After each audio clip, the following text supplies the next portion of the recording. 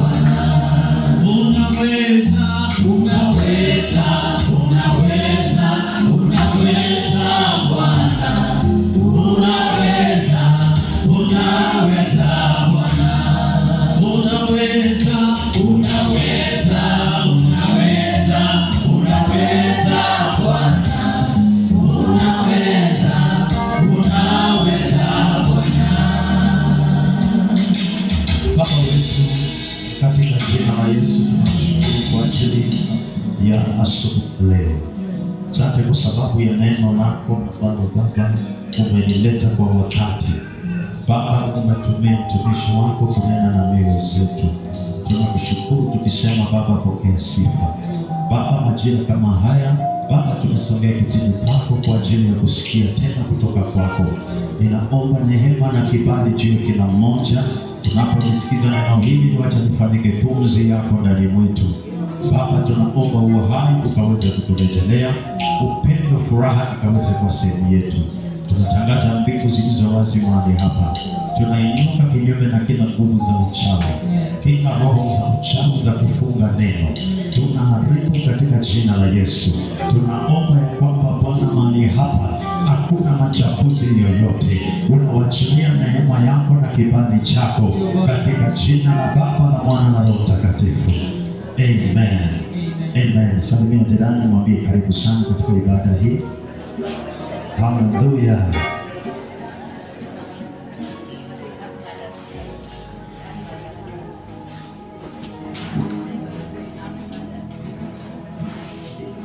Hallelujah. Salimia mwingine, mwambie karibu katika ibada. Bwana Yesu anameleta. Ukimwona anapendeza sana. Bwana Yesu anameleta. Ukimwona anameleta.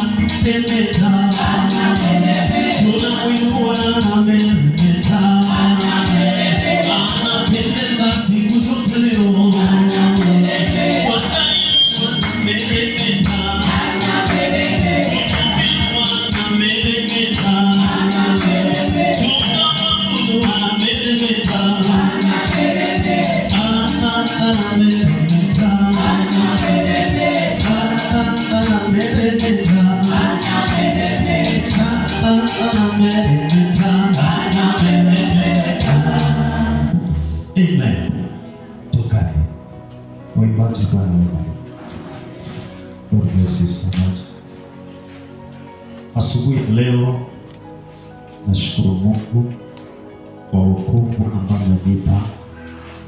Ameniamsha katika wokovu wake. Namshukuru Mungu kwa ajili ya watumishi wa Bwana ambao wako mahali hapa na wamejitolea kwa kila juhudi kuhakikisha ibada hizi zinaendelea mahali hapa. Shukrani zingine nitarudisha kwa mke wangu ya huduma na kunishika mkono. Bwana Yesu asifiwe. Asubuhi ya leo ama mchana wa leo nitakuwa mfupi sana kwa sababu ya wakati nilioachiwa. Bwana asifiwe. Sitaki nipitishe, nataka niwe mfupi, lakini najua kwamba tunaenda kubarikiwa. Nataka nizungumzie kuhusu wokovu, salvation. I want to talk about salvation. Na tunapozungumzia kuhusu wokovu, majira ya sasa ukiuliza kila mtu atakwambia ameokoka, lakini tukipeana ama ukiuliza zile steps za salvation, unapata kwamba wengine hatukupitia zile hatua za wokovu. Bwana asifiwe. Kwa sababu kila kitu kina hatua zake. Kuingia kwa hii covenant, kuna hatua ambazo tunahitaji kufanya ili tukaweze kuingia katika hii wokovu. Bwana asifiwe. Kwa hivyo nitakuwa ninazungumzia kuhusu wokovu. Amen. Na ni Mungu ya kwamba kwa hizo dakika ambazo nimebaki nazo 20 mtakuwa mnabarikiwa na mtakuwa mnazungumziwa na Roho Mtakatifu. Nataka tufungue katika kitabu cha Warumi 10 mstari wa 9 hadi 10. Romans 10 and verse 9 to 10.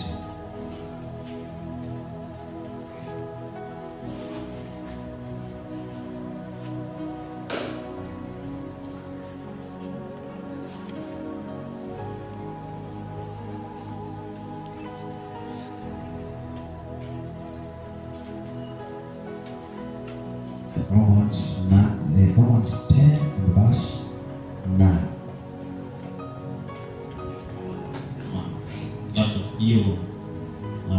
Hiyo ujumbe sio yangu. Bwana asifiwe. Ni yako hata wewe umeokoka, tunahitaji kuisikia. Amen. Biblia inasema hivi, Romans 10 and verse 9, that if you will confess with your mouth the Lord Jesus and believe in your heart that God raised him from the dead, you will be saved. For with the heart man believes for obtaining righteousness, and with the mouth confession is made for salvation. For scriptures say, whoever believes on him will not be put to shame. Bwana asifiwe. Jina la Bwana libarikiwe. Nataka aliye na Bible ya Kiswahili tusome ili mtu apate wasiwasi.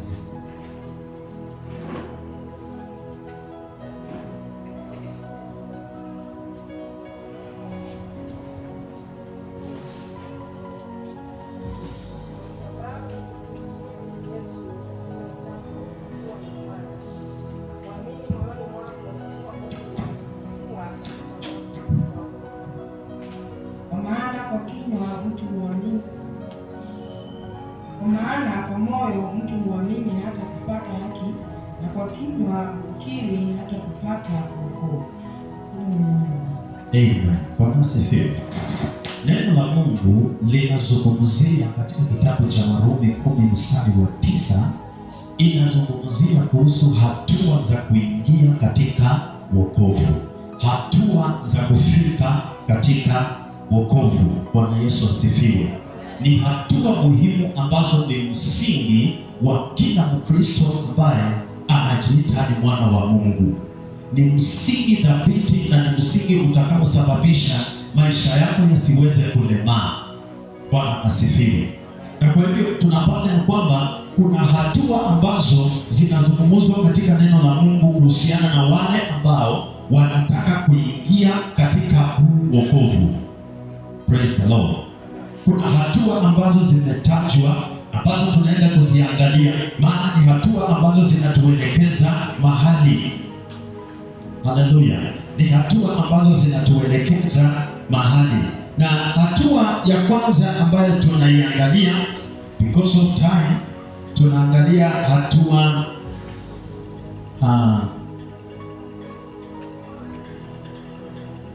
ya kwanza ambayo tunaiona pale ni confession. Praise the Lord. Confession.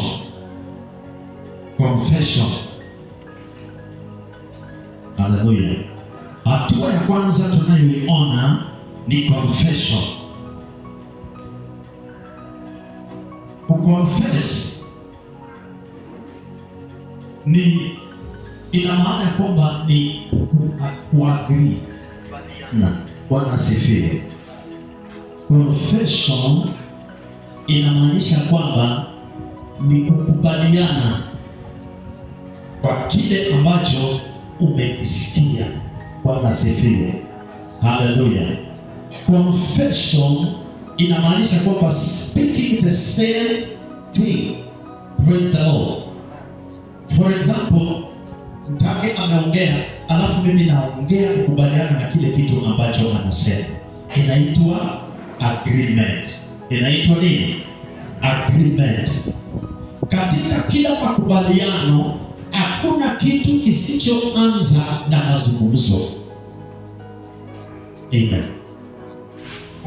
Kuna watu wengi ambao saa hii wameleta kuna duka za kufanya kuazima, wanakukopesha, sio kuazima, unakopa. Kuna watu ambao wanakopesha.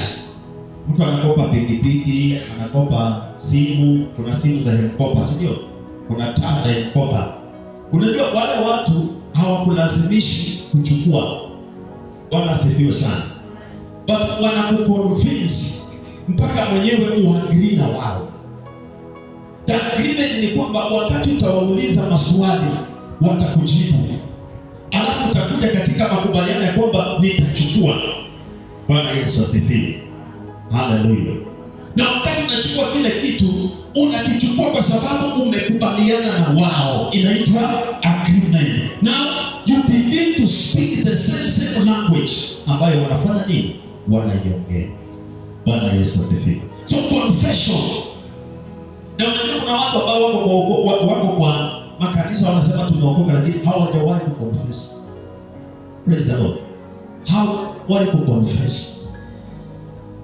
Na unapata kwamba maisha yao yako na tatizo la kusimama kiroho. Biblia inasema katika kitabu cha Proverbs 13 verse 2 inazungumzia kuhusu nguvu zilizo katika maneno ya kinywa chetu. Wakati ambapo tunazungumza kitu, tunakisema ndio, lakini kile tunachokisema kina nguvu zaidi. Kina nguvu ya kuleta mabadiliko katika maisha yetu. Kina nguvu ya kuleta mabadiliko katika mienendo zetu. Bwana asifiwe. Ukizungumza neno, when you confess a word, lile neno huwa linaumbika na linakuwa hai. Wakati Mungu alimwambia Adam ya kwamba wanyama hawa wote ni wewe utawapatia majina, Biblia inasema kwamba alikuwa anawapatia majina na wanafanyika vile. Bwana apewe sifa. Wanaanza kufanyika na tabia za wanyama ambao kulingana na majina ambayo wanapewa. So there is power. Bwana asifiwe. In our words. Maneno yako yana nguvu. When you confess Christ, atakukaribia na ataingia ndani mwako. Amen. Maneno yana nguvu. Tukisoma Proverbs 13 and verse 2 inasema namna gani? From the words of his mouth a man will enjoy good things. Praise the Lord. Hallelujah. A man will enjoy good. Kwa maneno gani? Kwa maneno yale ambayo sisi wenyewe tutayazungumza, maneno yatakayotoka katika vinywa vyetu. Kuna maneno ambayo unaweza confessing Christ, it is every day. Bwana asifiwe. Tukiendelea utapata kwamba ni sehemu ya maisha ya daily life. You need to confess Christ. Praise the Lord. Hallelujah. So Biblia inasema kwamba tutaenjoy from the words of his mouth a man will enjoy good things. Ni nini tunaongea? Ni nini ambayo wewe unaconfess? Unatoka kwa ibada na unaomba, Roho Mtakatifu ameshuka, unasikia nguvu zimeshuka, unasema ibada ya leo ilikuwa powerful. Lakini words zile unaenda kuzungumza on Monday, on Tuesday, ziko against kile ulisikia. Amen. Maneno yetu yana nguvu. When we confess Christ, yeye mwenyewe anaanza kufanyika ndani yetu. Yeye anaanza kuchukua mkono mwingine ndani yetu. Hallelujah.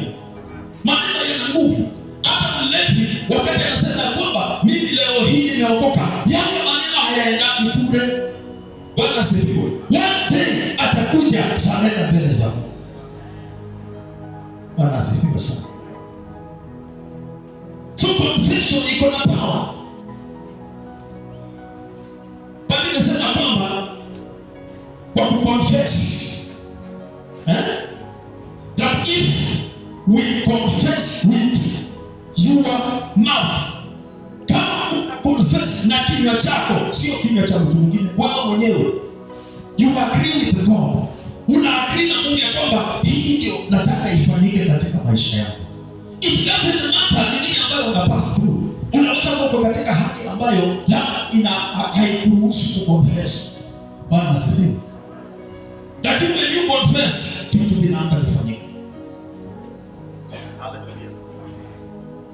Hata ukisikia uko na ujauzito, Bwana Yesu apewe sifa. Wamama. Hii ni siku ya mama. Bwana asifiwe sana. Happy International Women Day. Hallelujah. We honor and we salute you. Nyinyi ni watu wa nguvu. Sisi wote tutishia kwa wamama. Hallelujah. Nataka tupeane makofi mazuri kwa wamama. Kama unataka kuna heshima hiyo mama. Hallelujah. Heshima hiyo mama kabisa. Amen.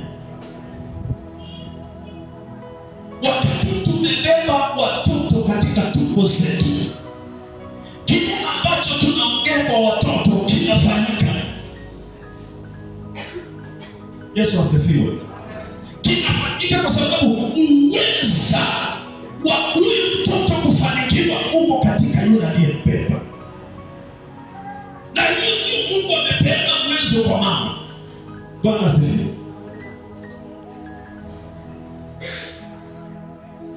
Wamama ni watu ambao wanaweza kupeana kitu ambacho kinaweza kuzalisha. Praise the Lord. Lakini utakipana when you speak good words, maneno matamu kwa huyu mtoto. Kuna watu ambao wameathirika kwa sababu ya maneno ya vinywa vya wazazi wao walivyokuwa ndani ya tumbo za wazazi wao. Nyinyi mnajua hiyo? Praise the Lord. When the spirit of rejection iliwapata kwa sababu gani? Kwa sababu mama wakati mama alipata ujauzito wako, Bwana Yesu asifiwe, mama alifukuzwa kwao. Haleluya. Mama alifukuzwa kwao na mama akawa na majibu. Kuna mama ambaye alikuwa anaambia mtoto wake, wewe ulifanya nikawachia kwa mtu. Wewe ndio ulifanya nikawachia kwa mtu. Sasa nataka kuona kama wewe utasoma. Wewe mtoto atasoma. Praise the Lord. Mama alikejeliwa, alipigwa, baba alimpiga, mama akamtetea, lakini baba akasema sitaki kuona huyo mtoto hapa. Na wakati huyu msichana alienda akajifungua huyo mtoto akapewa jina Jackson. Spiritually akaenda kila mahali anakuwa rejected. Hallelujah. Mtoto alizaliwa kwa sababu mvua ilikuwa inanyesha na itoka na maji. Wafula. Bwana sifiwe. Yaani tunaita watoto kwa majina. Sasa wapende wadada, Bwana sifiwe. Pea mtoto wako majina ambayo yana future. Pea mtoto wako majina yana future. Baba tafuta jina ya babu, ati wewe unataka babu. Sisi tuna generation ambayo inaitwa ya Abraham. Bwana Yesu asifiwe. Huko ndio tumeangalia. Hallelujah. Sio unachukua mtoto wako na kuita babu yake ambaye hata wewe kuwahi muona, lakini unaita tu kina. Nasema tutaki mbegu ipotee. Sasa hata katoto tabia yote huko inafanya nini? Works zina power. Yesu apewe sifa. Works zina power.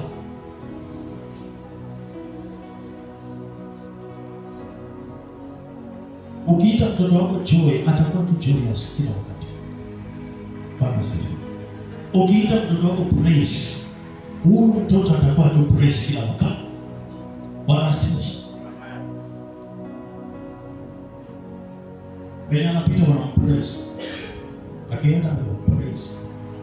Wanaambia huyu mtoto hakuna kama wewe. Masifa. Yesu asifiwe. Kama wewe nilipa jina Rich. Praise the Lord. Nilipa jina Rich. Na najua shetani anafanya. Praise the Lord. Itafanyika. Amen. Confession. Sababu inasema kwamba kama tutazungumza maneno mazuri, hebu enda verse 30. Enda 30.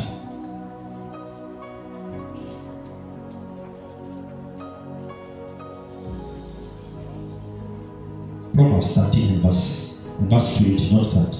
20. 13 and verse 20.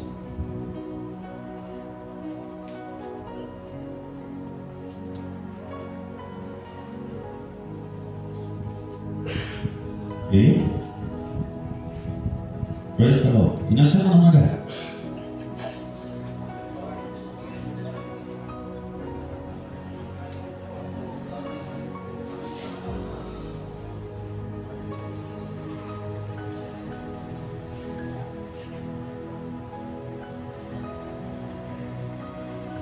Anayetembea na mwenye hekima atakuwa na hekima, kwa sababu hekima ni kumpokea nani?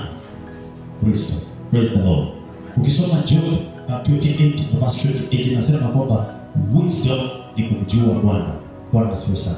So ukitembea na wenye hekima utakuwa unamjua Bwana. Bwana Yesu asifiwe. Hallelujah.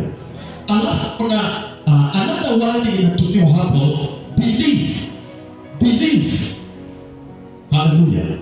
Believe. The word believe, it means accept as true or take to be true.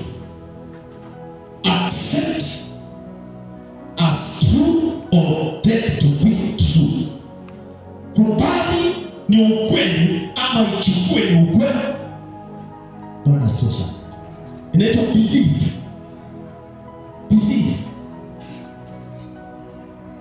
Inagusa tofauti sana. Hallelujah.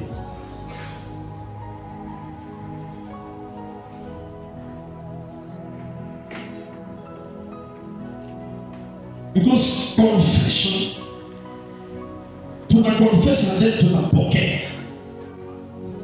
But we need to believe. So tunaweza sustain, tunaweza kaa kwa salvation. Bwana asifiwe. Tunaweza kaa kwa salvation. Ya kwamba ukweli ni kwamba na hakuna mwingine zaidi ya yeye. Na leo hii nimempokea, nataka niamini kutembea katika njia zake. Bwana asifiwe. Amen. Hallelujah. Amen. Believe.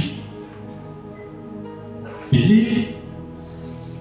It means accept as true or take to be true. It also means having A firm conviction as to the goodness of something. Having a firm conviction as to the goodness of something.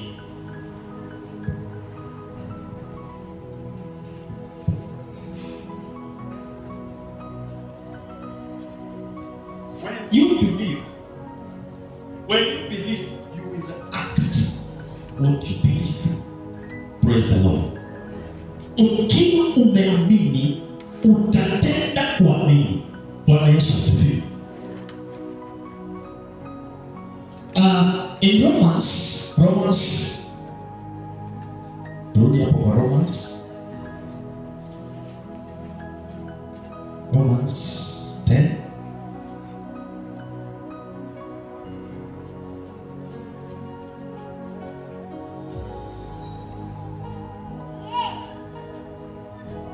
Inasema that if you will confess with your mouth the Lord Jesus and believe in your heart that God raised him from the dead, you will be saved. You will be saved. You will be saved. Praise the Lord. Unajua kukuwa saved ni ama niseme Kiswahili kuokoka. Kuokoka ni kuepuka madhara fulani katika maisha. Yesu asifiwe. Ni kama hii ni shimo. Amen.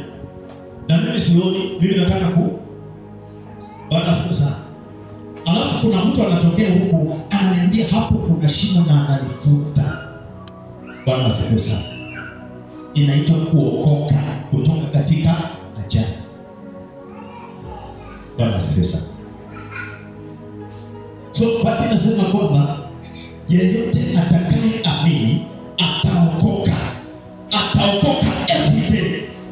Bwana asifiwe sana. Ataokoka kila siku. Kwa hiyo kubelieve ni kitu tunahitaji kufanya every day. Every day. Bwana asifiwe. Kila siku tunaokoka. Amen. Hallelujah. Kila siku sasa tuna maintain kile tulichokipata, ku maintain salvation. Bwana apewe sifa. Yaani ungeanguka ndani, lakini sasa una maintain usirudi pale. Inaitwa kubelieve. Moyo wako unaamini kwa sababu dunia hii haitawahi kupatia nafasi ya wewe kuamini Bwana. Ni wewe utakayesukuma kumwamini Bwana na Roho Mtakatifu atakusaidia kumwamini Bwana. Bwana asifiwe sana. So kila siku ya maisha yako, that's why unapata kwamba mtu anaweza kuwa powerful leo. Bwana asifiwe. Unielewa vizuri. Mtu anaweza kuwa na nguvu sana za kiroho leo, kesho anaweza kuwa chini. Bwana asifiwe. Haimaanishi nikiwa leo powerful, mpaka ninasema receive, watu wote wana receive. Haimaanishi nitakuwa hivyo siku zote. Nitakuwa hivyo siku zote kama nitaweza kumaintain salvation. Yesu asifiwe. Hallelujah. Ni wangapi tumetumia pasi ya stima? Hata leo asubuhi nimetumia pasi ya stima. Ukishatumia pasi ya stima, ukiswitch off kwa hiyo socket, pasi bado ina moto. Bwana asifiwe sana. Lakini hii moto ina kiwango, inaweza piga shati ama tani ama anything, lakini sio kitu kizito kwa sababu moto yake inapungua, inaenda kizima pole pole. Bwana asifiwe. So kuna Wakristo ambao moto wao ulizima, lakini bado wanajihisi ya kwamba kitu bado ndani. Bwana asifiwe. Bwana anafikiria kwamba kuna kitu. But huyu mtu ameintain salvation yake. Alichosalia nacho ni number 1, manunguniko badala ya prayer. Praise the Lord. Amen.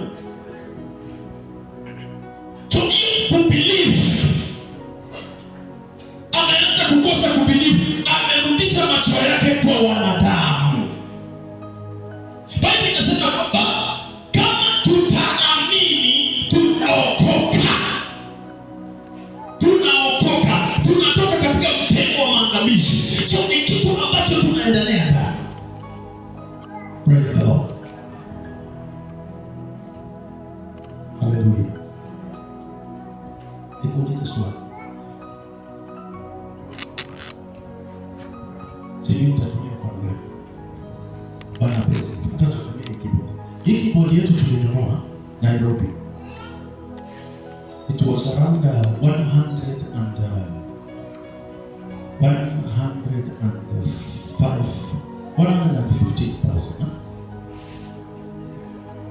Na ilikuwa mpya. Amen. Ilikuwa mpya. Sasa vipi tumenunua hii keyboard? Na tuseme kwamba hii keyboard tunaiacha tu hapo, itakuwa inaishi tu hapo. Penye iko tu hapo. Bwana asifiwe sana. Hakuna maintenance yoyote ambayo itafanyika. Hakuna utunzi wote itafanyika. Hii keyboard itabaki hivyo hivyo kweli. Amen. Kuna hata wakati watu wanakuja hapo kuja ukaiba vyombo hapo, ukaiba kitu hapo. Sasa ukipata hiyo tabaki. Kuna kitu inaitwa kumaintain. Na hii wapendwa inashinda watu wengi sana. Even in marriage, Bwana asifiwe. Ukipokea mke wako na wakati unampokea mbele ya watu wanapiga vigelegele, unakata keki mpaka tunakula, si ndio? Kazi sio hii kukata keki. Kazi ni kumaintain relationship.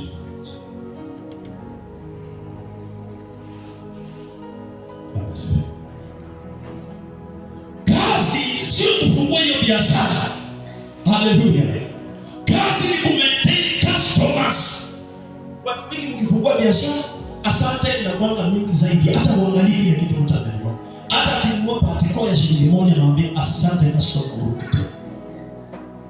Lakini wateja wakisha kuwa wengi, unaweza hata kumtupia. Sababu ni wewe kumaintain ile relationship na customers. Inakuwa low. Bwana asifiwe. Wengine tunakuja mbele za Mungu tunamwambia Baba bless us oh God. Alafu Mungu anaona huyu mtu kweli ni mtumishi wangu. Mungu anatubariki. Anakupea job, anakupea everything, unakuwa settled vizuri. Bwana asifiwe sana. Ukishakuwa settled, your relationship with your maker inaanza kuwa namna gani? Kama ulikuwa unaomba unakuja let's say ya morning glory, unakuja maombi morning glory, unasema choka inafaa niamke asubuhi niende. Sasa relationship yako hauimaintain because kila kitu lazima kina gharama. Bwana Yesu asifiwe. Believe. Amen. Hallelujah. Believe. Ukioa mke, unajua ni mke mwenye mtaishi naye milele, si ndio? Siku zote zinaishi hapa duniani. Kazi iko maintain relationship. Wahego wanyasa. Bado wanyasa. Kuna kitu inaitwa maintain relationship. Na maintain relationship ni wakati unaweza kusta wenzako. Bwana asifiwe. Usipomuelewa mwenzako na madhaifu aliyo nayo, itafika mahali utasema sikujua kuna kuaga hivi. Utafikiria labda ya wengine ndio mzuri, si ndio? Sikuna watu wako kwa marriage lakini anasema haki mtu tu ni mtu ndio ya Jared na Rose. Rose aliye Jared ya mambo mhasi. Rose ya nyolo msata. Na mimi nikakuja Jared la wewe na ukitoa hapo mambo yenye Rose anapitia. labda yako ni kuota yako hata hivi Bwana sponsor yako ni kidogo. Ukiona wakitembea wamevaa nguo zinafanana, wameshikana mikono, wanavukishana barabara, wanafanya nini? Bwana Yesu asifiwe. Kuna vitu vingine inafanyika kwa kujikaza. Bwana Yesu asifiwe. Kuna baadhi ya vitu you must force things.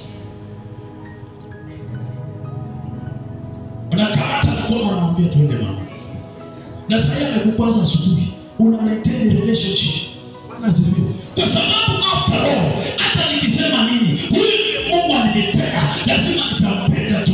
Lazima ni maintain, hata kama nikanakaaje, lazima nikatengeneze ku maintain relationship. Bwana Yesu asifiwe. Hata watu wakisema nakaa sijui hakuna vitina, ni wako. Usiwe mtu wa kufuata maneno ya watu unataka kufukuza bibi ama bwana yako. Bwana asifiwe. Ndio. Hata mimi nimekuja kuambia Brenda, Brenda mwanao baby tena. Wasa huo wanyoa naenda kweli. Ulitoa wapi? Hata wewe ulitoa mahali. Ulitupa ng'ombe. Bwana asifiwe. Yeye anatumia zile words, anaenda kwa mke wake na yale machuku. Bwana asifiwe sana. Apige sifa. Ukuje useme na ikuje kweli hata kuna fitina ni Bwana. Bwana asifiwe. Ni wa naitwa believe. I believe one day my wife atakuwa mtu. I believe one day my husband. Praise the Lord. Amen. I believe one day. Hallelujah. Mtoto wako. Yaani ku-maintain relationship. Una-maintain wale watu ambao ukienda wale watu wanasomea business. Wengine wanasomeanga tu how to maintain customers.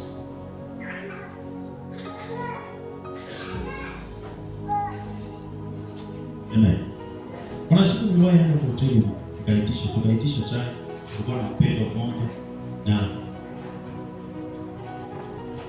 na huyo mpendwa akaletewa chakula yenye aliletewa, hakuletewa bila alitaka. Na bibi nikaletewa chai na hizi akapuka karuka ndani ya chai. Nikamwambia hizi nimeanguka kwa chai. Unajua Bwana asifiwe. Kuna customer utakubali upate hasara kwa sababu yake, lakini kumleta Yesu asifiwe.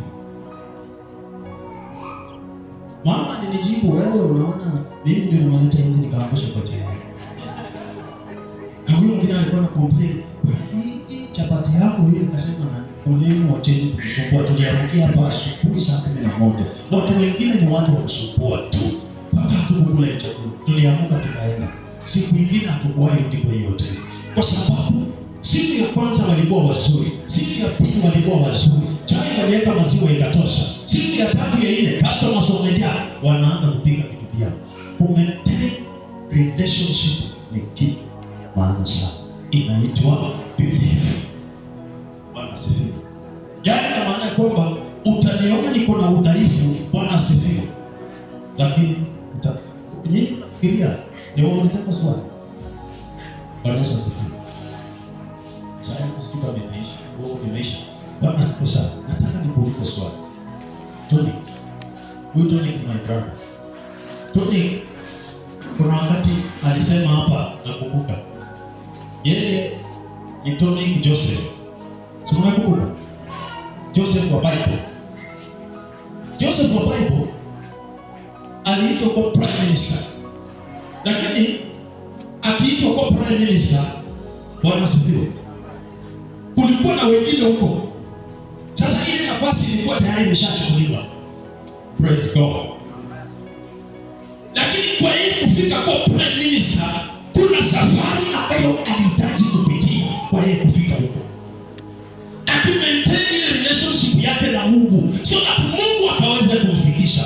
Tukimaintain relationship yetu na Mungu, inasababisha maono yetu kutimia na Mungu kutoa watu wengine. Maono, Bwana asifiwe. Maono Mungu anatupatia, hatuwezi kuitimiza kimwili. Mungu amekuambia utakuwa mtu wa aina fulani, hauwezi kuitimiza kimwili. Mungu anakuita kwa jangwa, mahali hakuna anything, lakini anakuambia hapa ndio unaenda ku raise church, international church inaenda kuwa hapa, na unashangaa kwani aje? Bwana asifiwe. Mungu anajua, kwa sababu yeye amekujenga kanisa. Akikwambia ninakuita kwa ajili ya ministry fulani, anakuanzia chini. Ukipuuza vile vya chini, hata vya juu hautaviheshimu. Bwana asifiwe. Ambia jirani, ukipuuza vya chini, vya juu hautaviheshimu. Hautaviheshimu. Na nimeona mtu ni mjanja. Sasa anaenda mpaka chini kabisa. Anajua sio ya kweli. Sababu hata wale wa chini lazima waheshimiwe. Yesu asifiwe. So salvation lazima tu maintain. Kuna mambo madogo ambayo Mungu ataleta kwako. Anataka ushinde through faith.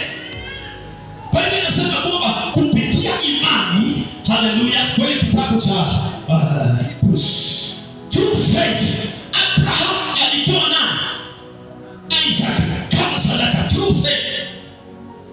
Na faith ya Abraham ilikuwa inaambatana na obedience. Bwana asifiwe. Haleluya. Obedience.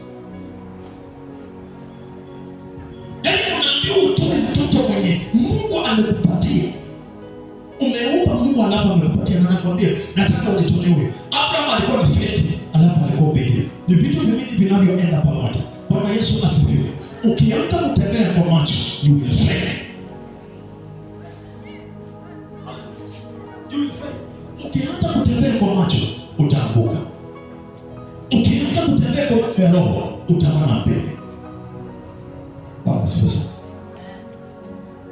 Hallelujah. Faith inafanya kazi na obedience. Ukisoma Hebrews 11:8 utapata hiyo. Abraham, Mungu alimwambia by faith, Biblia inasema by faith. But that faith ilikuwa na obedience. Hallelujah. Ilikuwa na obedience, na ilikasababisha relationship ya Abraham na Mungu ikafanyika tena afresh. So salvation sio kusema kwamba mimi kwa leo nimeokoka. Hiyo umekubali, umeingia sasa, umesimama kwa mlango, unahitaji kuingia. Bwana Yesu, unahitaji kuingia ndani. Na kuingia ndani ni process. Hii kuingia ndani, hata sisi pastors bado tunaingia ndani. Haleluya. Hata sisi wachungaji bado tunafanya bidii tuingie ndani. Haleluya. All of us. Paulo anasema kwamba hata mimi ninajikaza ili siku itakayofika nyinyi msiingie mniache nyuma. Bwana asifiwe. Hata mimi niingie, hata mimi ninakaza mwendo. Niingie wapi? Huko. Nisiulie mtagaingie na mimi naenda jehanamu. Hapana, ikaweze kuwa kwamba even me niweze ku maintain my relationship with God through faith. Biblia inasema kwamba imani huja kwa kusikia, na kwa kusikia nini? Neno la Mungu. Haleluya. Imani huja kwa kusikia, na kwa kusikia neno la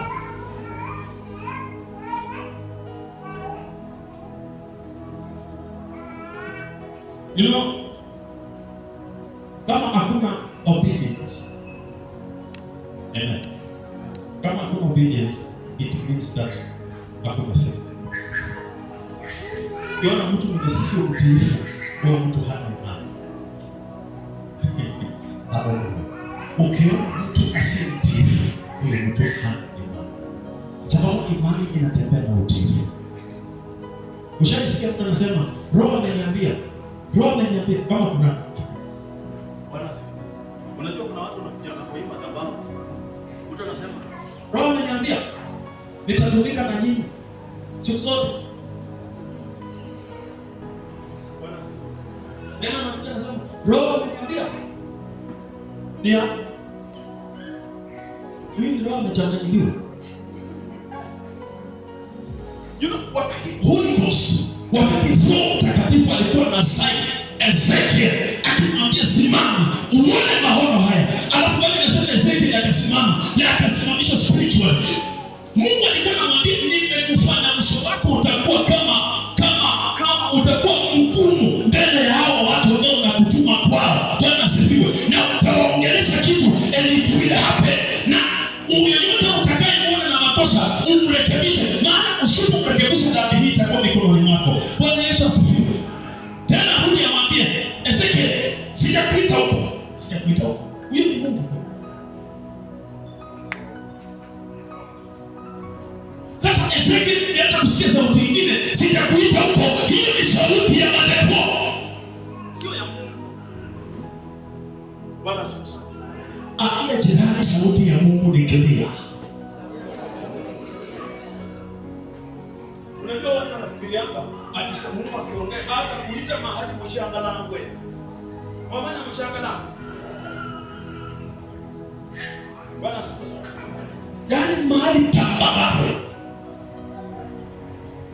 Amen. Anakuambia sasa hapa, Ruth, nitafanya njia mahali hapa. Wewe ni mtumishi hapa. Sasa unashindwa aje? Bwana Yesu asifiwe. Aje.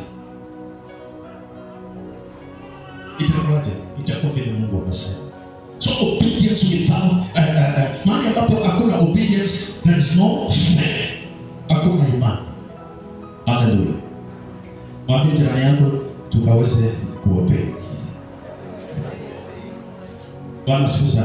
So through obedience, kupitia hii unyenyekevu, ni nini tunakea? Ni nini tunapata?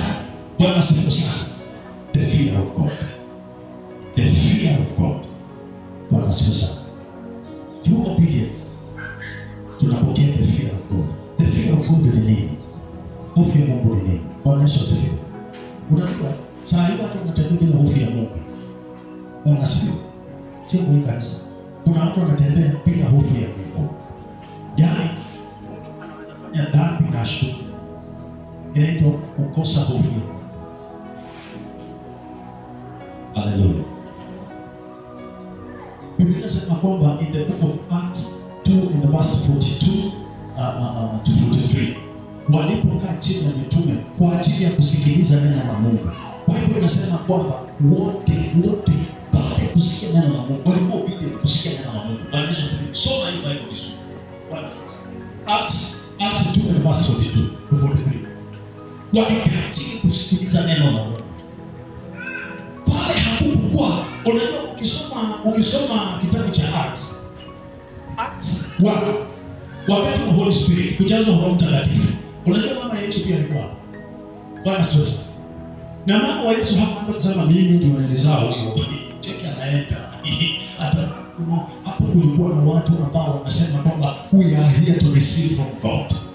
Bwana asifiwe. Walikuwa tayari kuobey. Sasa hii obedience ni kukaa chini vile mnakaa hivi. You hear the word of God unaichukua. Bwana asifiwe sana. Kuna mwingine analala na kuomba uamke. Ukuu mmoja wapo hapa unaweza kutii. Bwana Yesu asifiwe. Biblia inasema namna gani? And they devoted themselves to the apostle teaching, to fellowship, to the breaking of bread and to prayer. Bwana asifiwe sana. Hallelujah.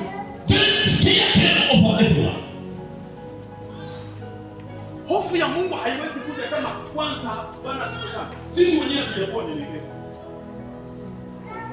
Mungu anakuambia hii na unafanya. Anasema fanya hivi na unafanya. Hiyo sio salvation. Hiyo inamaanisha kwamba there is no any faith. Hallelujah. Mungu anasema nataka ibada hii tufanye hivi. Na mimi pastor nakunja nafanya hapana, nataka vile nataka. Mungu anasema hakuna imani ndani yako. Bwana Yesu asifiwe. Yesu anasema kwamba ukiamini utaokoka. Sababu hata kwa ibada kama hii Mungu anawachilia neno la wakati. Likiwachiliwa and you receive it, unapokea miracle, unapokea salvation. Every day Biblia ikifunguliwa, neno linafunguliwa. That's why neno hili linazungumzwa hapa, sio hili linazungumza deliverance. Iko tofauti. Maana Mungu anajua chakula cha watu ni cha leo. Lazima niwapatie. Yesu apewe sifa. Hallelujah. So Biblia inasema kwamba then fear came over everyone, and many wonders and signs were being performed through the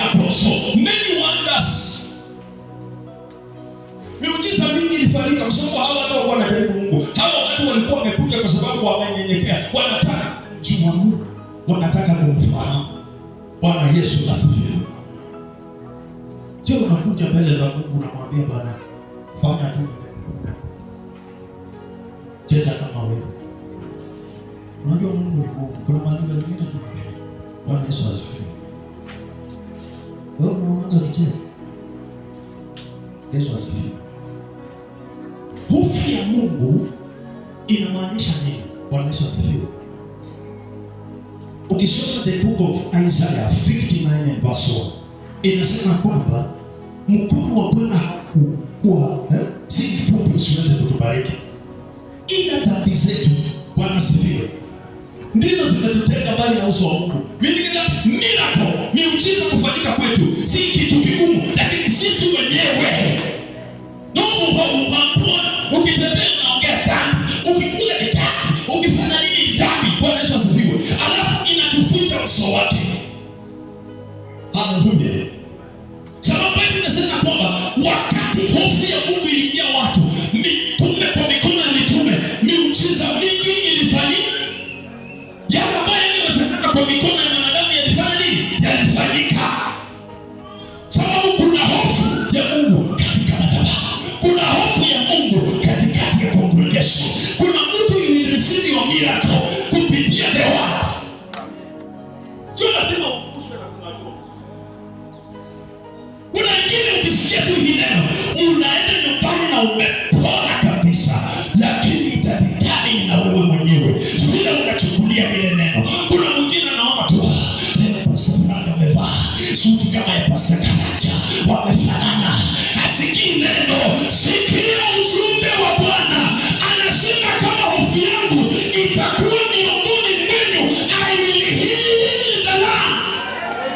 Ataponya nchi. Bwana Yesu asifiwe.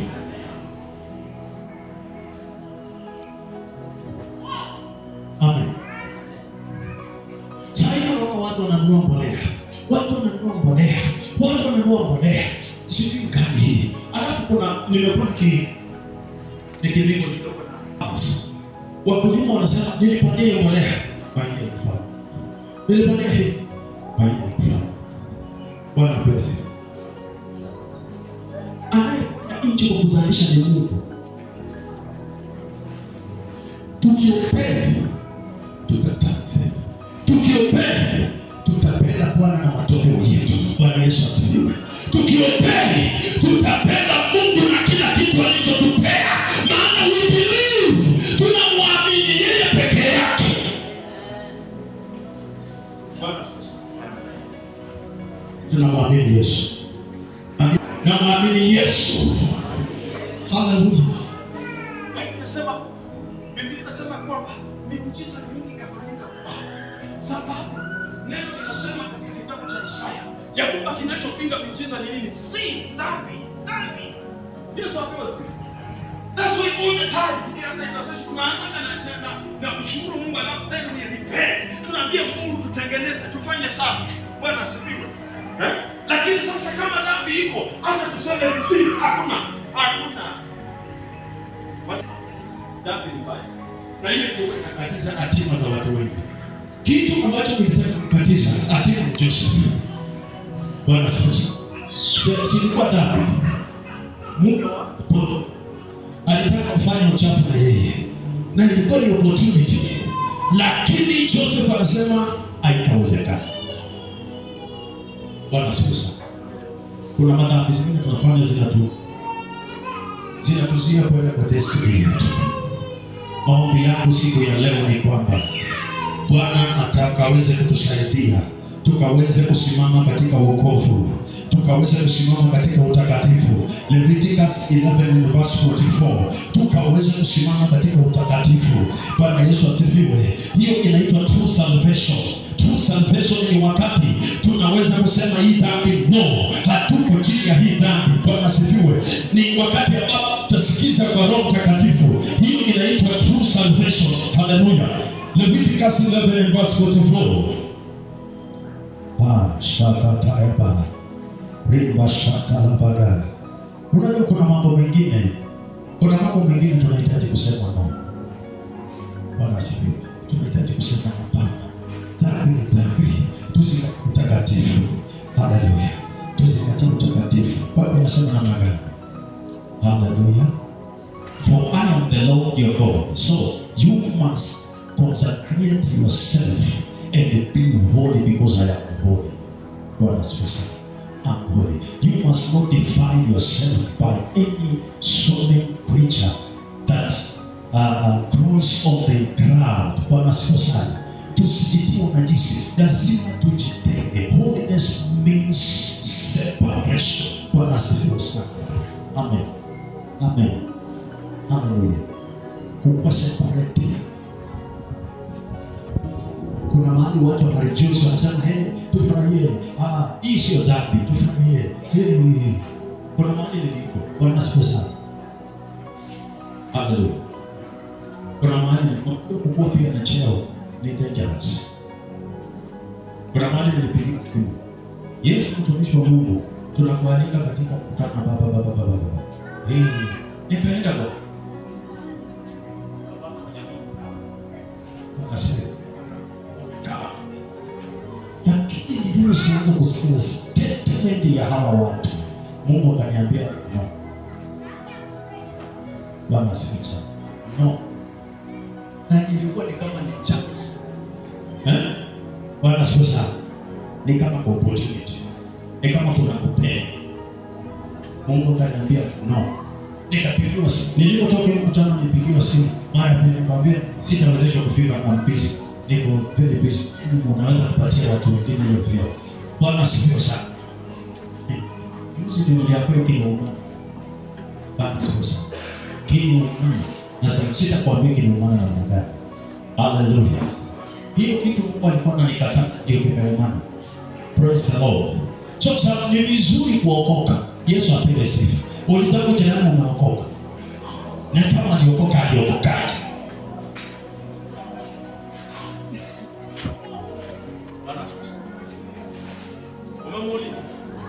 Kama ameokoka. Na aliokokaje? Bwana asifiwe. Because tuna mashida mengi sana kwa ministry kwa sababu ya watu ambao kuokoka vizuri. Yesu asifiwe. Hawakuokoka vizuri.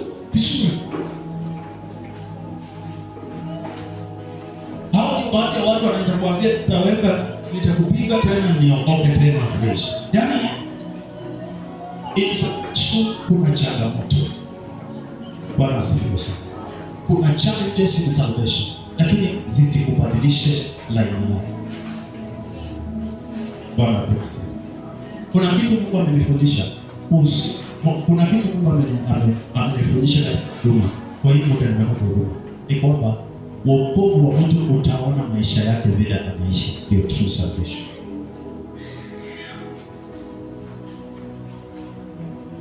Bwana asifiwe. Kuna watu hawawezi maintain your relationship. Na kuna wale wako willing to maintain the relationship.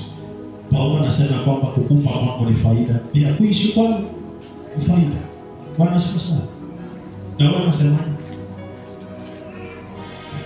Kukufa utaenda mahali pema kuna mapepo. Kuna mahali nasikia mama anasema umweke mahali kwa mapepo, akae kwa mapepo. Tusimame kwa miguu yetu. Holiness. Utakatifu. Bwana asifiwe. Nisema tusikati utakatifu.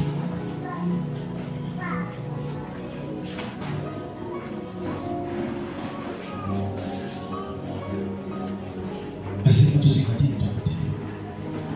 Bwana Yesu asifiwe. Nataka kufanya hivi. Mimi leo sina mambo mengi ya kuombea, lakini nataka tu hii tukaichukua na Mungu. Nataka kumwambia Mungu, kuna mahali sijakufanyia ama sijakuwa nikitembea katika matendo mazuri. Bwana asifiwe. Kuna kitu, kuna agreement fulani ambayo kuna makubaliano fulani. Nataka uombe Bwana rehema. Bwana wa rehema yuko hapa. Bwana atusamehe. Kuna vitu ambavyo tumekuwa tukifanya vinadhihirisha kwamba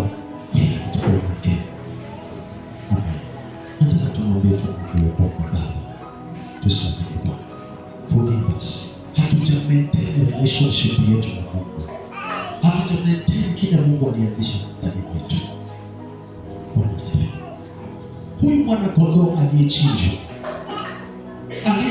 kwa sababu ya dhambi zetu, kwa sababu ya maovu yetu, anataka tumpokee, anataka tumjue, anataka tufungue vinywa vyetu, tumwambie Baba, tumerudi kwako, uturehemu.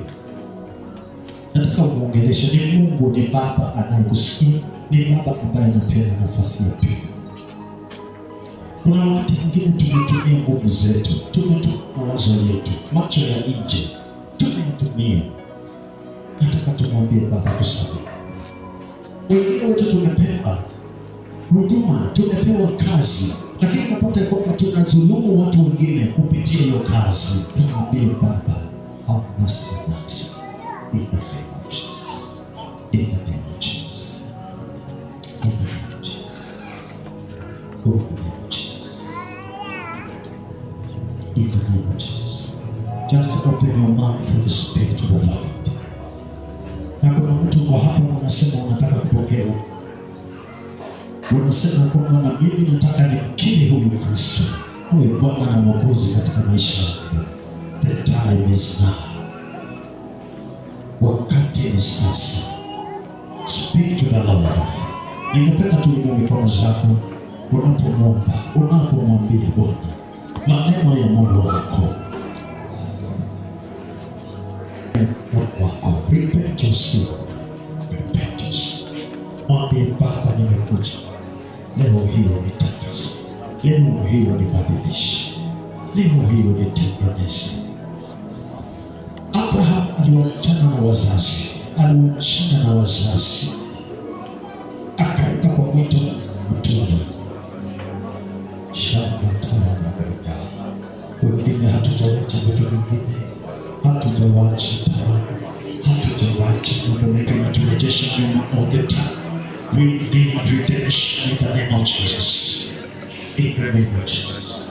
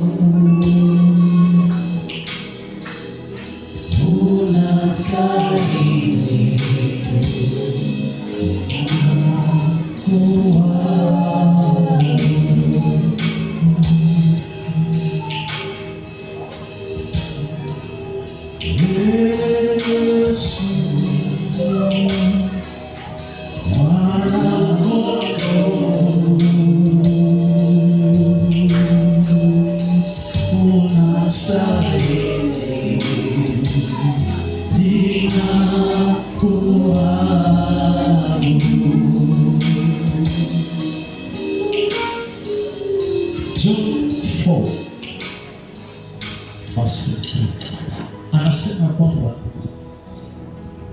saa ipo na ikaribia.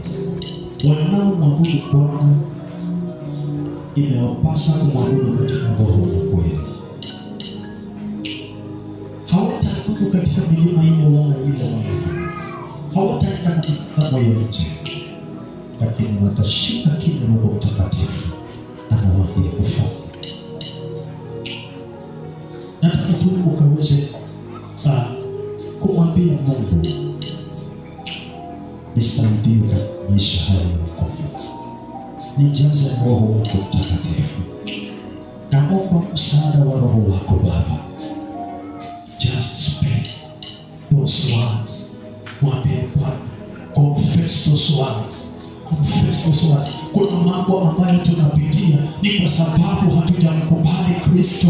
Kwa matatu kubali, bado tunamresist, bado tunamkataa. Tumwambie Baba, tunaomba Bwana tusaidie. Help us my Father.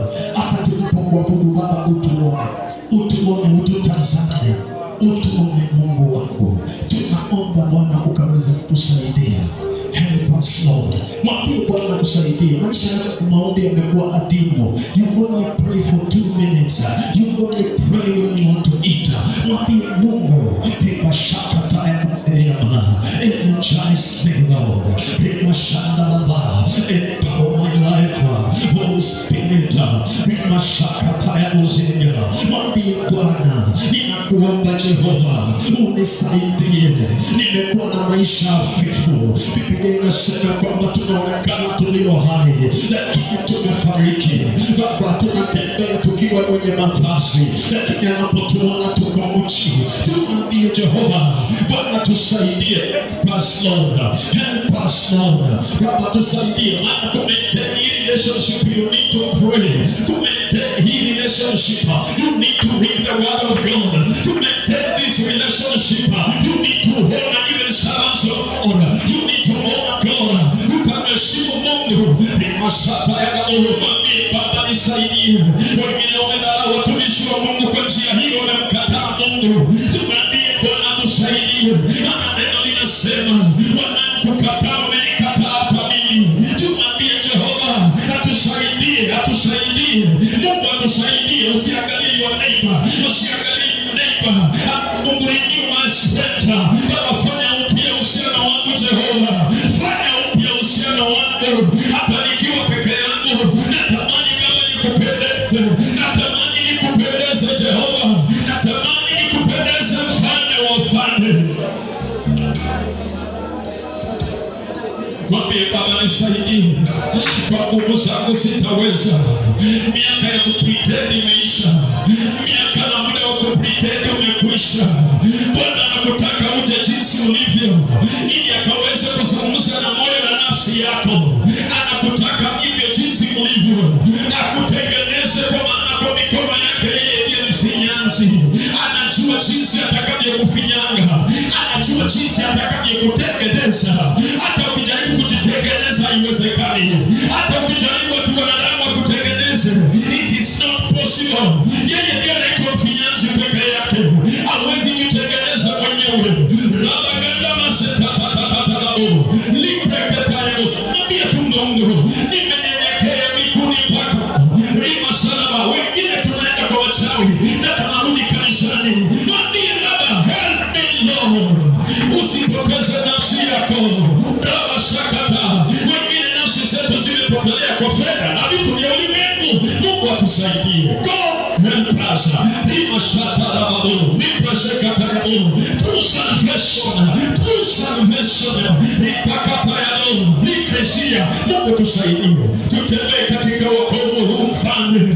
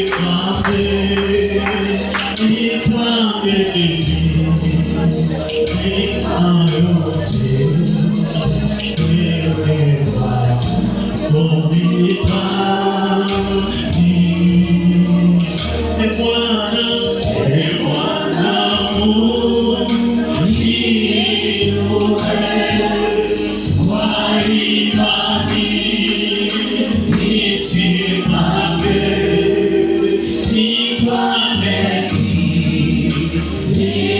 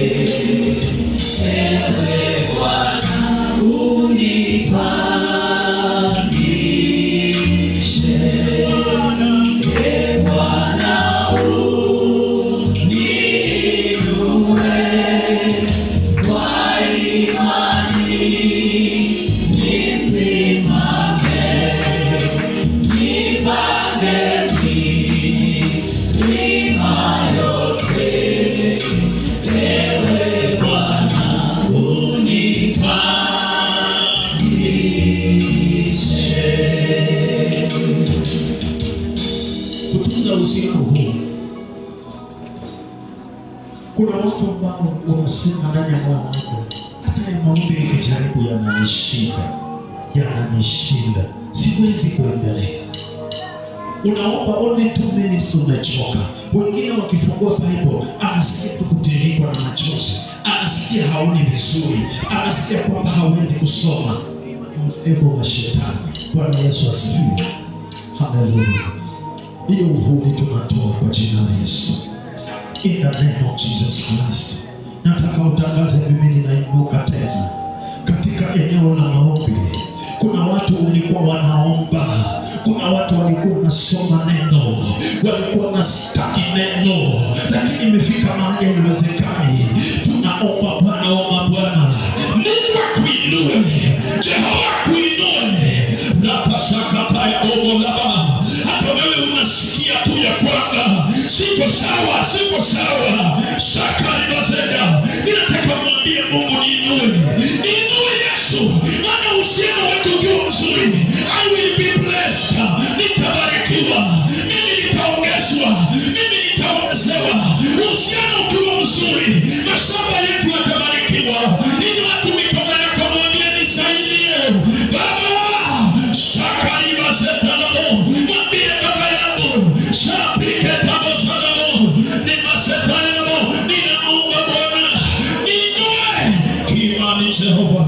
Wacha ya neema ya maombi Baba, lepresenta kandaya, ekana babo sandaya, nisileme ulimwengu, nisileme na dunia Baba, nisileme na ulimwengu Baba, nisileme na fitina Baba, nisileme na tamaa. Rebaga seta ya mosalia, makonelme Baba, nifanye chombo chako Baba, nifanye chombo chako Jehova, nifanye chombo chako. Rapakata ya Mungu Baba, nifanye Baba chombo chako mwanangu. Maana hata mafanikio yetu si kwa ajili ya uzuri wetu Baba, ni kwa ajili ya neema yako tu Mungu. Baba, ninaomba Bwana, nimakata ya mozele masata, let me my Father, librakata ya namu, yetekata ya mosala magana, yataya na maseketelemo. Ino watu mikono yako, mwambie Baba, nisaidie. Nakutamani sana Roho, nakutamani sana Jehova, nakutamani sana Mwana wa Mungu. Shakala maganda, nakutamani Elshadai, nakutamani Bwana wa mabwana. Nipashakala maganda, yetelele maganda, nakutamani Elikimora. Bwana, fanya makao ndani Yesu. Yekatamazana, nifundishe Baba katika shule yako. Nimekuja unifundishe, unisaidie Baba, nifunze Jehova, hata kunyenyekea Mungu. Shekaya namo, and be my Father, in the name of Jesus. Oh, Kadaba, Shandaya Baga, in the name of Jesus. Liprasekataya namo, in the name of Jesus. In the name of Jesus. Shatara Bagandama, in the name of Jesus.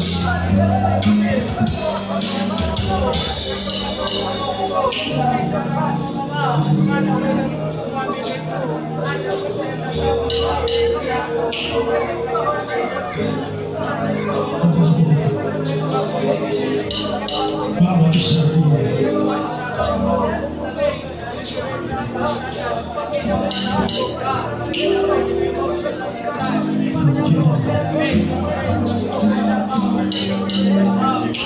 Baba, usikwache.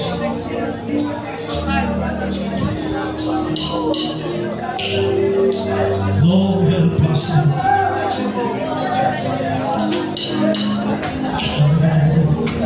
I need you, Lord. I need you, Lord.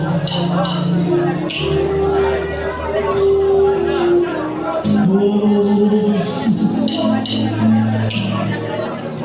usinipite Mwokozi, unisikie Bwana, napoturu wengine Baba. Usinipite Mwokozi, unisikie Bwana, unapozuru wengine. Usinipite, naomba Yesu, unisikie unapozuru wengine, usinipite, naomba Yesu, unisikie Yesu,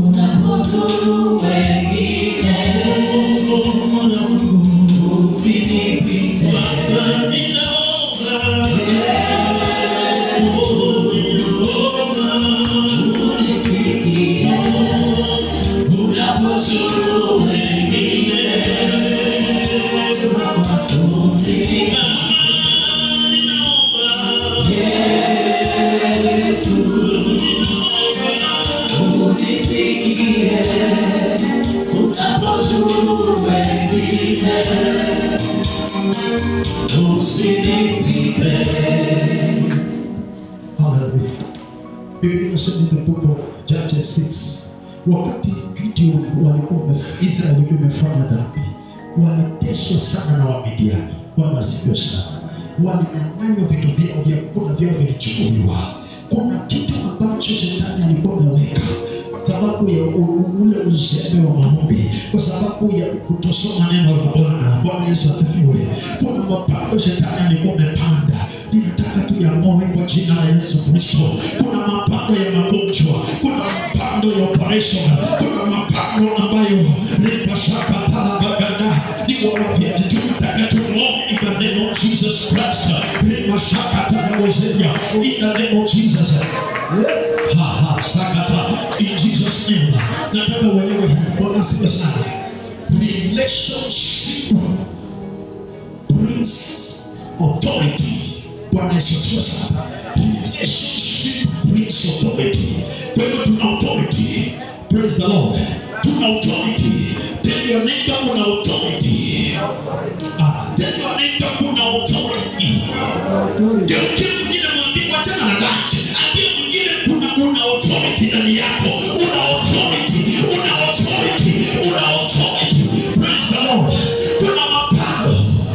Kuna wengine kwamba usilale, adui anatafuta nafasi ya kupanda magugu moyoni mwako. Usilale, usilale, adui anatafuta nafasi ya kupanda magugu moyoni mwako. Kuna magugu shetani amejaribu kupanda ndani ya solution center, magugu ya magonjwa, magugu ya kuna dada nilipigia tena operation, magugu ya operation hiyo, magugu ya divorce, magugu ya mivurugano katika ndoa, hiyo magugu tunainua in the mighty name of Jesus. Tuna authority tukataa hiyo magugu, tunainua na Biblia inasema kwa kitabu cha Yeremia ya kwamba nimekupea uwezo wa kupanda na kung'oa destroy kila magugu ndani ya nyumba yako, ng'oa kila magugu katika jina la Yesu. Shakapatatamo lipreketamo sheria, ng'oa kila magugu, magugu ya magonjwa, magugu ya kisirani kwa mume wako, kwa mke wako, roho ya divorce, ng'oa kwa jina la Yesu. Hadi katika jina la Yesu, spirit ya divorce, spirit ya magonjwa, operation, sickness, tunang'oa kwa jina la Yesu. Tunang'oa kwa jina la Yesu. Tunang'oa kwa jina la Yesu. Roho ya magonjwa tunakamata mateka, ile mapando iliyopanda suluhisho na senta, roho za uasi tunazing'oa kwa jina la Yesu. Spirit za uasi in the mighty name of Jesus. Nikatoa zenya, nimashaba baganda, nikalaba zenya. Nafasi ambayo shetani alikuwa anataka kuchukua ndani ya nyumba yako, kwa hiyo kazi yako, resist the devil, resist the devil. Shakaya la baganda, yetetetetetete, ripakatana baganda. Ninataka watu tunaonifanya ripasana baganda. Kuna marosi imepandwa, kuna madhabahu imewekwa, hiyo madhabahu inachomeka katika jina la Yesu. Hiyo madhabahu inachomeka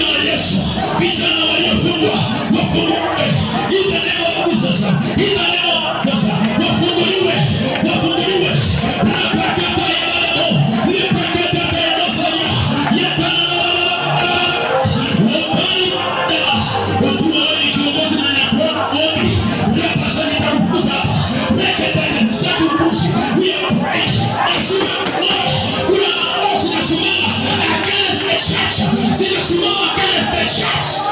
Shakanda baba, nipetete mosema, wanafunga milango, watoto wetu wataangamia, jamii zetu zitaangamia, ndoa zetu zitaangamia, hakuna mimba itaangamia, hakuna kasa, mkasa, katika jina la Yesu, kasa, in the name of Jesus, watoto wenu, wakasa, katika jina la Yesu, tunakataa maskini, hali mashaka tayo, tunafunga, hiyo pepo, spirit, ya lukewarmness, we destroy you, we destroy you, we destroy you, in the name of Jesus, in the name of Jesus.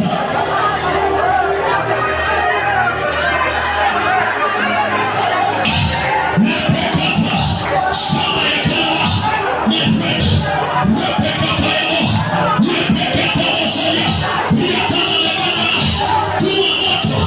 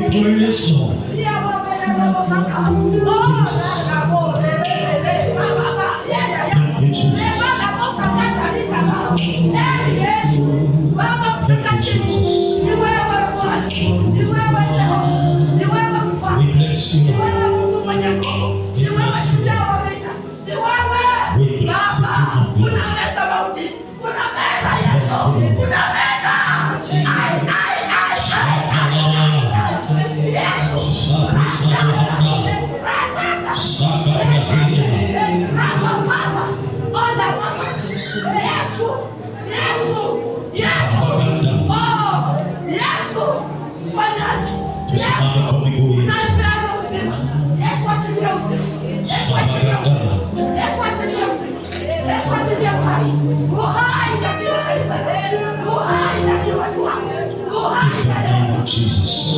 In the name of Jesus. In the name of Jesus. Mauti yamemezwa kwa jina la Yesu. Mauti yamemezwa kwa jina la Yesu. Mauti yamemezwa.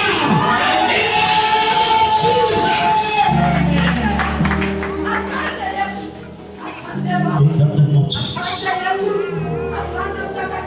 Bwana utukufu. Mpe Bwana utukufu.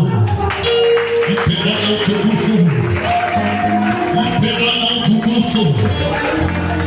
Katika jina la Yesu.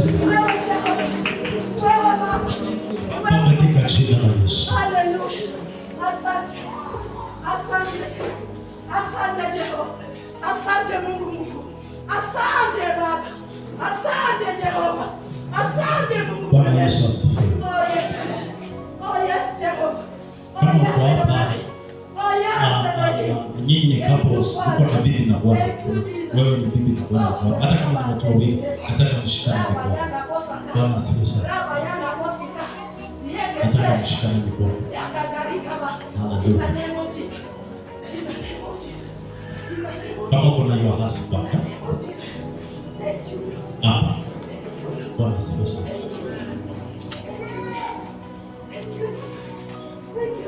Nataka mshikane mkono hapa mbele. Kuna kitu nataka tufanye. Amen. Praise the Lord. Kama wako hajakuja ndio wale ambao watu tunaenda kufanya prophetic hapa. Praise the Lord. Amen. Hallelujah. Wewe ni Muumba mbingu na nchi. Wengine tutainua tu mikono na shukrani. Kuna kitu lazima mashetani na Mungu kwa ndoa zetu kwa jina la Yesu. Spirit ya mauti inabezwa katika jina la Yesu. Baba, katika jina la Yesu tunamshukuru kwa ajili ya ukombozi. Baba, kwa ishara ya ndoa hizi ninatangaza uponyaji juu ya ndoa. Mapando ya shetani yaliyopandwa ndani ya ndoa tunang'oa katika jina la Yesu. Kila roho ya misukosuko, kila roho ya malumbano tunaing'oa katika jina la Yesu. Tunaiharibu katika jina la Yesu. Pepo mchafu wa mauti, pepo mchafu wa premature death, liketeka pasota, tunamteka nyara, tunamharibu katika jina la Yesu. Kila agents wa kishetani waliopewa usajili kwa ajili ya ndoa hizi, kwa ajili ya ndoa za Solution Center, kwa ajili ya wake zetu, kwa ajili ya waume, Baba, tunatangaza wanapofuka na tena wanapofuka katika jina la Yesu. Shakataya Musa, tunaondoa divorce, tunavunja divorce, tunang'oa spirit ya divorce in the name of Jesus. Mpango wa shetani wa kutaka kuaibisha kanisa through divorce, mpango huo tunatangaza kwa jina la Yesu. Tunaukanyaga chini ya miguu yetu, tunaweka chini ya miguu yetu, tunakanyaga divorce, tunakanyaga divorce. Baba, unasema kwa neno lako mke atakuwa msaidizi na mume utakuwa kichwa, kubeba maono. My God, natangaza kila roho ya confusion katika ndoa zetu, ili ya kwamba tusibarikiwe. Rakatepo confusion, kuleta confusion kwa wake, kuleta confusion kwa waume. Teketea in the name of Jesus. Tunakumoa ewe roho mchafu wa kuleta confusion katika jina la Yesu. Natangaza ndoa za kanisa hili zinapona, zinapona, zinapona. Hata kama Bwana walikutana kwa jinsi ustahili, Baba wewe ndiye msamaha. Una release forgiveness. Forgive them Lord. Wengine walilay in a wrong foundation. Baba tunaleta toba ya kwamba Mungu have mercy on us Lord. Forgive us our sins in the name of Jesus. Wengine walikwaza wazazi, wakazungumza maneno juu yao. Ninaleta toba Yehova. Bwana utusamehe. Tutakaze Jehova. Tunatangaza mapando ya shetani yaliyopandwa katika hizi ndoa ya kwamba zisibarikiwe. Mapando haya na yangoa, mapando haya na yangoa, mapando ya uchawi, uchawi wanang'oa kwa jina la Yesu. Nang'oa uchawi, nang'oa, ninateketeza uchawi juu ya ndoa hizi kwa jina la Yesu. Hizi ndoa zimebarikiwa. Natangaza mafuta ya Bwana juu ya ndoa hizi. Natangaza damu ya Yesu. Mumebarikiwa katika jina la Yesu. Ndoa za Solution Center zimebarikiwa, kila mmoja amebarikiwa. Hata kwa wale ambao wakufika leo, tunatangaza blessings juu yao in the name of Jesus. Kwa ishara hii ya kushikana mikono, ninatangaza watashikana hata kiakili, mawazo, fikira, kiutajiri na kiroho.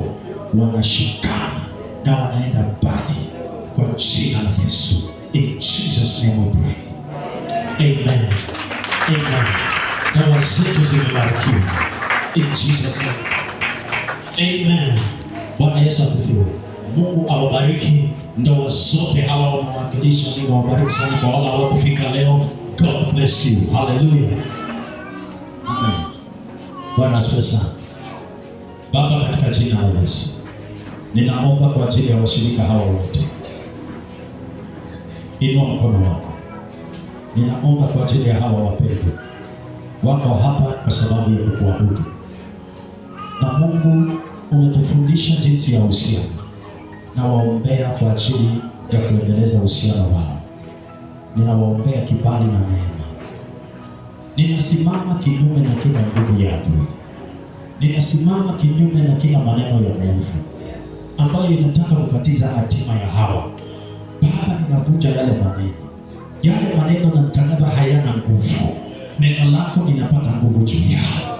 Baba, kuna wale ambao kuna spirits zimetumwa ndani ya nyumba zao ili wasiombe. Wanapoomba wasikubaliane kama wanandoa, wasikubaliane kama jamii, wasikubaliane kama wanafunzi. Baba, ninasimama kinyume na kila mishale zilizotumwa juu ya nyumba zao kuleta uvuguvugu ndani yao. Toka katika jina la Yesu.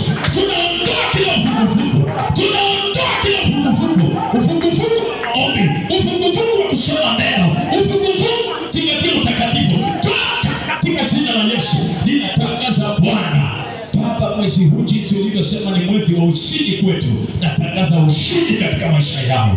Wanashinda ulimwengu, wanashinda dunia, wanashinda misukumo, wanashinda maneno, wanashinda maneno ya binadamu kupitia neno lako katika jina la Yesu. In the name of Jesus. Ninawatangazia amani na baraka zako. Watoto wakaweza kubariki.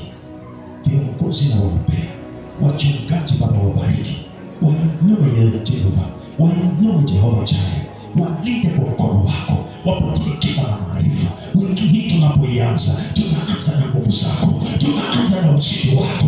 Baba, wengine wanaenda ku-experience utukufu wako ndani mwao. Wanaenda kushuhudia utukufu wako ndani mwao. Katika jina la Yesu. Watapanda kidogo, watavuna kikubwa. Wataishi kwa nyumba wasizozijenga. Katika jina la Yesu. Wageni watajenga kuta zao. Kazi zilizokuwa zimelaaniwa, tunatoa laana. Tunaondoa kila laana kwa jina la Yesu Kristo wa Nazareti. Wapone na wabarikiwe kwa jina la Baba na Mwana na Roho Mtakatifu. Tunaomba tukiamini. Amen. Amen. Katika jina lako haifafu. Mwambie tumebarikiwa.